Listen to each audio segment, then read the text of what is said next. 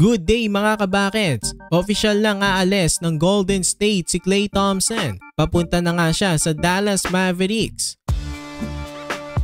So Klay Thompson official lang iniwan ng Golden State Warriors. Pipirma nga si Klay sa Dallas Mavericks sa isang 3-year deal worth $50 million.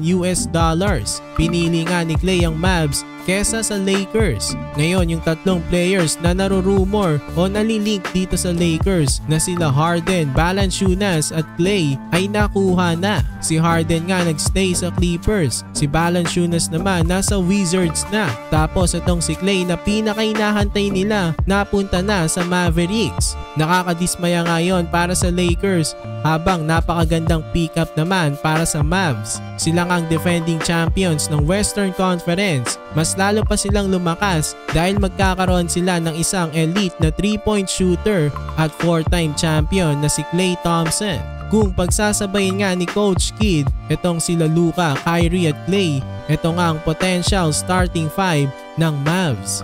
Pero pwede rin maging 6-man itong si Klay kapalitan ni Kyrie Irving off the bench. Samantala, dumako naman tayo sa Denver. Nikola Jokic gustong-gusto na kunin ng Nuggets ang former MVP na si Russell Westbrook. Balita ngang itetrade na nga ito ng Clippers. May mutual interest naman itong si Russell Westbrook at ang Denver Nuggets. Wala na nga sa prime si Russ pero pwede rin itong maging spark off the bench. Last season nga sa Clippers, magandang performance ni Westbrook bilang 6-man. Nag-average nga si Russ ng 11 points, 5 rebounds at 4.5 assists. Kung makuha nga ng Nuggets itong si Westbrook, malaking bagay nga yan sa bench ng Nuggets, lalo na nawala sa kanila si KCP.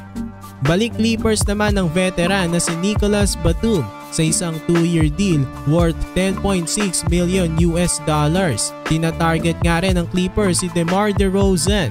Pero makakalaban nga lang nila dito ay ang kanilang kapitbahay na LA Lakers.